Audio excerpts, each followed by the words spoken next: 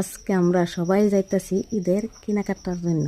তোমরা কেডা কেডা ঈদের কেনাকাটা করে হারছো, কি কিনবা অবশ্যই কমেন্টের মধ্যে জানাইবা। তা আমরা সবাই এখন অটোতে উঠে গেছি, বাবু খুব খুশি হয়েছে অটোতে উঠে।